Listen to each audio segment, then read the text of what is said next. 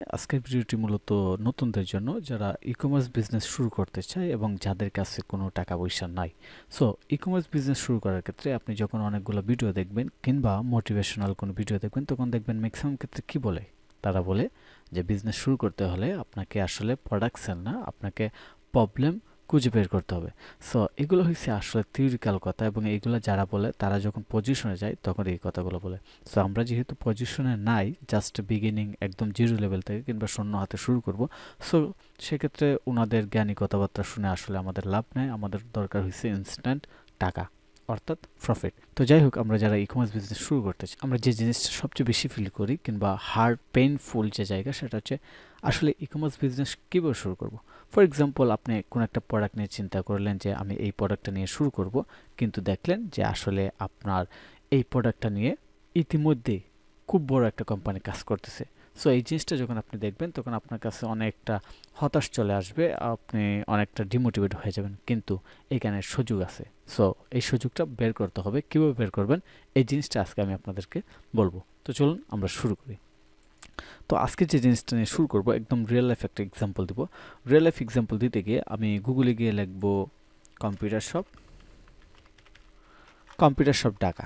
So এটা লিখলে সবচেয়ে উপরে যে রেজাল্ট আসে স্টারটেক। সো স্টারটেক খুবই পপুলার এবং আমিও জানি যে এটা খুবই পপুলার। এটা ফিজিক্যালিও পপুলার একটা কম্পিউটার শপ এবং অনলাইনে সবচেয়ে বেশি পপুলার, কারণ এটা হচ্ছে বাংলাদেশের মধ্যে র্যাঙ্কিং 1 কিংবা ঢাকার মধ্যে এটা আসলে নাম্বার 1 রেজাল্টে আসে সার্চ ইঞ্জিনে। সো এটা যেহেতু পপুলার, সো এখন আপনি একটা প্রোডাক্ট সিলেক্ট করলেন কম্পিউটার রিলেটেড কিংবা কন্টেন্ট ক্রিয়েশন রিলেটেড, কিন্তু যখন দেখলেন যে এই প্রোডাক্টটা ইতিমধ্যে স্টারটেক, রায়ান্স কম্পিউটার, ট্যাকল্যান্ড, বিডি তারা সেল করতেছে, তখন আপনি ডিমোটিভেট হবেন। কিন্তু এইখানে যে সুযোগটা, এটাই আমি আজকে সিক্রেটটা আপনার সাথে শেয়ার করব, যে জিনিসটা আমি রিসেন্টলি ফাইন্ড আউট করতে পারছি। এবং এটা কীভাবে করতে পারছি, আমি ঢাকা গেছিলাম ট্যুরে কয়েকদিনের জন্য। সো সেক্ষেত্রে এই জিনিসগুলো আমার দরকার ছিল যে জানা আসলে এটা কীভাবে হয়। তো যে জিনিসটা হয়েছে সেটা হচ্ছে আমি একটা ক্যামেরা স্ট্যান্ড কিনবো। সো ক্যামেরা স্ট্যান্ড কেনার জন্য এই ক্যামেরা স্ট্যান্ডে মূলত মোবাইল মাউন্ট সহ থাকবে, শুধু ক্যামেরা না, ওই রকম। সো আমি যখন বসুন্ধরা গেছিলাম তখন অনেকগুলো প্রোডাক্টের মধ্যে আমি এই জিনিসটা লক্ষ্য করলাম এবং এটার প্রাইস জিজ্ঞাসা করলাম। সো এটা তারা বলল যে 2500 টাকা। সো আমি বললাম এটা আসলে 2500 টাকা অনেক বেশি হয়ে যায়, আপনি একটু কমে রাখেন কিংবা কত রাখতে পারবেন।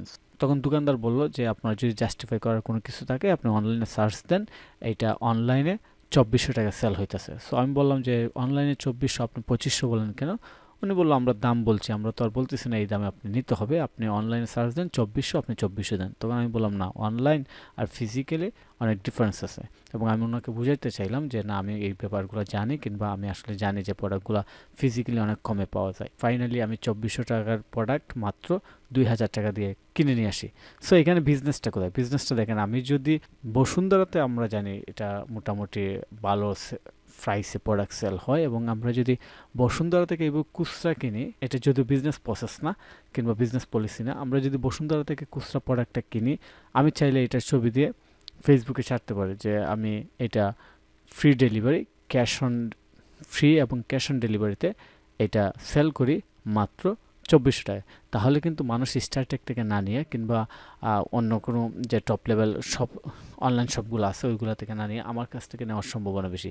কিন্তু বিজনেসটা তো আসলে ওই রকম নয় যে আমি বসুন্ধরা থেকে একটা প্রোডাক্ট খুচরা কিনে অনলাইন সেল করব। এটা যদি আমি রিয়েল সোর্স থেকে কিনতে পারি কিংবা যারা ইম্পোর্টার, যারা পাইকারি সেল করে, হোলসেল করে, তাদের কাছ থেকে এই ধরনের প্রোডাক্ট আমি বিশ্বাস করি মাত্র 1200 থেকে 1500 টাকায় কিনতে পারবো। সো আমি যদি একটা প্রোডাক্ট 1500 টাকা দিয়ে কিনি, তাহলে আমি অনলাইনে এটা ইজিলি 2200-2000 টাকা বেচতে পারবো কিংবা বিক্রি করতে পারবো। সো এখানে দেখেন আমাদের বিজনেস করার কিন্তু সুযোগ আছে। সো সো এই ভিডিওতে আমি যে জিনিসটা আসলে বুঝাইতে চাইছি, যে আপনি আসলে মনে করবেন না যে বড় কোম্পানি হলেই যে আপনি বিজনেস করতে পারবেন না। কারণ বসুন্ধরা কোম্পানি, স্টারটেক কিংবা আরএফএল, যাই বলুন, প্রাণ কোম্পানি, সবার হাজার হাজার প্রোডাক্ট আছে। এই প্রোডাক্টগুলোর মধ্যেই কোনো না কোনো একটা গ্যাপ আছে, যে গ্যাপটা আপনাকে খুঁজে বের করতে হবে এবং ওইখান থেকে আপনি বিজনেস করতে পারেন। সো এটা গেল একটা ক্যামেরা স্ট্যান্ডের ব্যাপারে। এরকম হাজারো প্রোডাক্ট আছে বিভিন্ন অনলাইন শপে। ওই প্রোডাক্টগুলোর হোলসেলার কিংবা সোর্সিংগুলো খুঁজে বের করলেই আপনি খুব সহজেই অনলাইনে বিজনেস করতে পারেন। তো যাই হোক, ভিডিওটা অনেক লম্বা হয়ে গেছে, কিন্তু আমার কাছে মনে হয়েছে ইনফরমেশনগুলো নতুন উদ্যোক্তাদের জন্য খুবই হেল্পফুল, যারা একদম শূন্য হাতে বিজনেস শুরু করতে চায়।